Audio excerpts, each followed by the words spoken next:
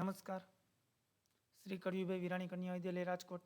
હું વિજય નંદાસણા Shri કડવીભાઈ YouTube channel ઉપર આપ સૌનું હાર્દિક સ્વાગત કરું છું. ધોરણ 9 વિષય સામાજિક વિજ્ઞાન, જેમાં આજે આપણે લેસન નંબર 2 પ્રથમ વિશ્વયુદ્ધ અને રશિયન ક્રાંતિ વિશે વાત કરીશું.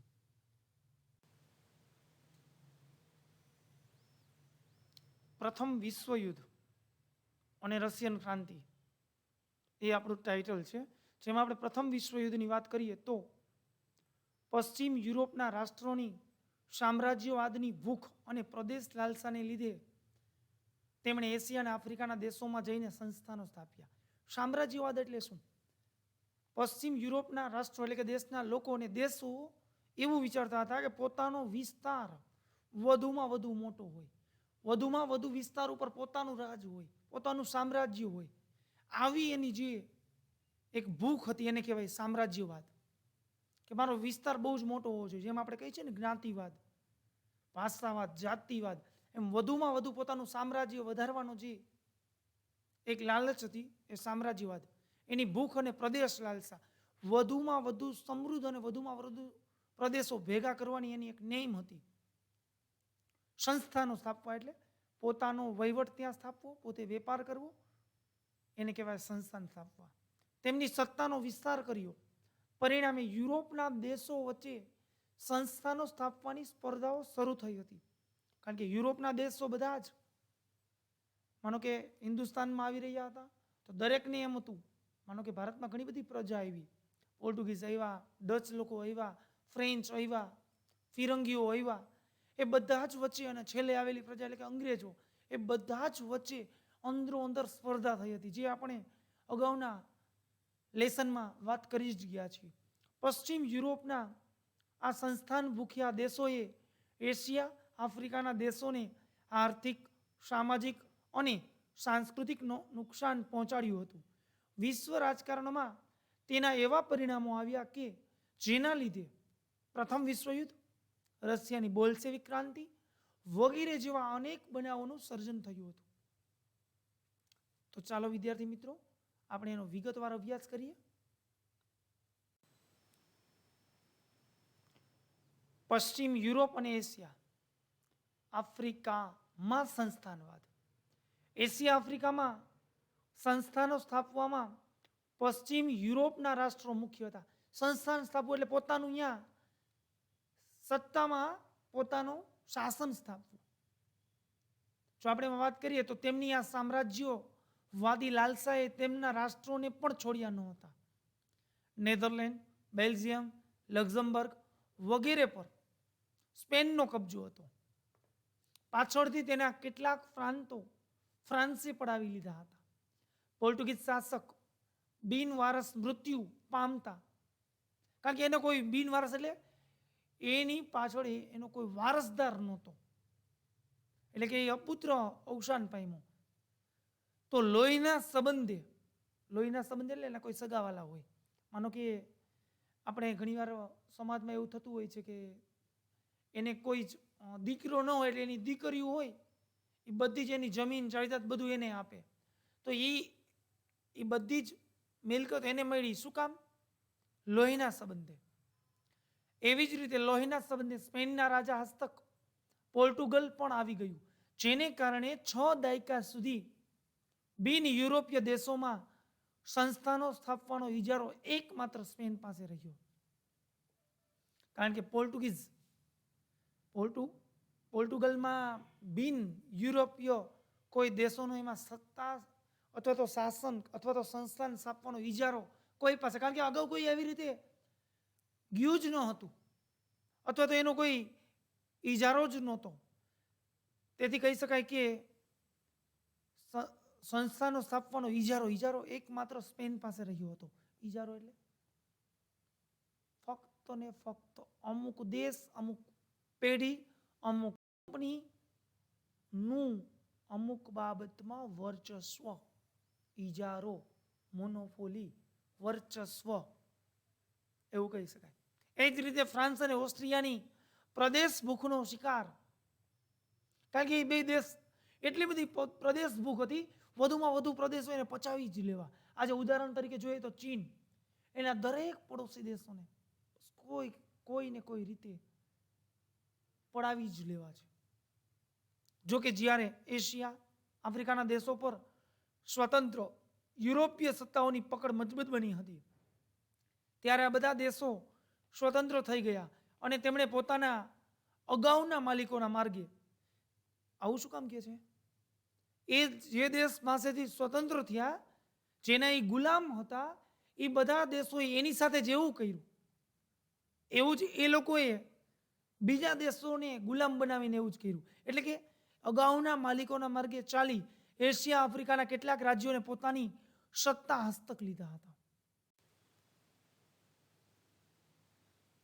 હવે આપણે એમાં જોઈએ એશિયામાં સંસ્થાનવાદ.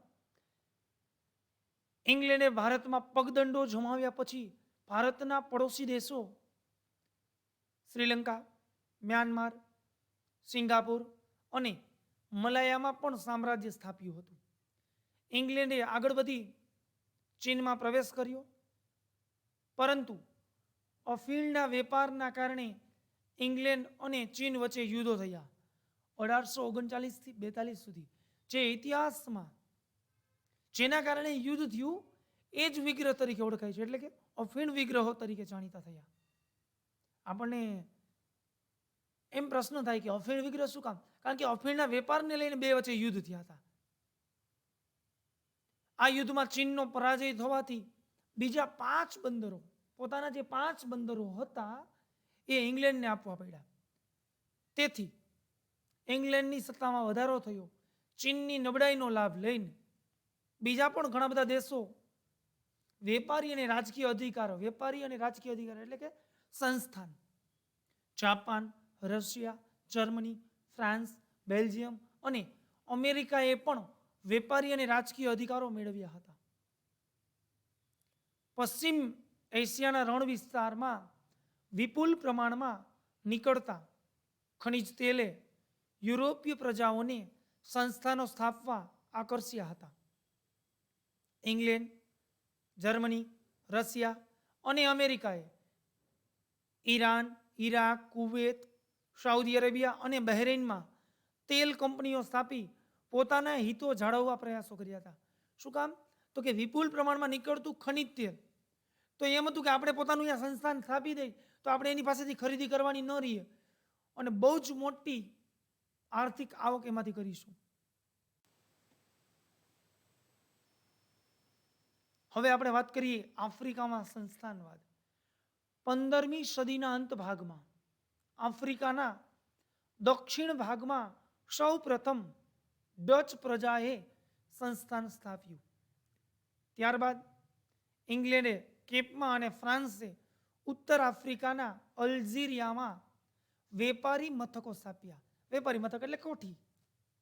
ઔદ્યોગિક ક્રાંતિને કારણે કાચા માલની પ્રાપ્તિ અને તૈયાર માલના વેચાણ માટે આફ્રિકાનો વિશાળ વિસ્તાર વધુ અનુકૂળ જણાતા યુરોપિયન દેશોએ સંસ્થાનો સ્થાપવા સ્પર્ધા કરી.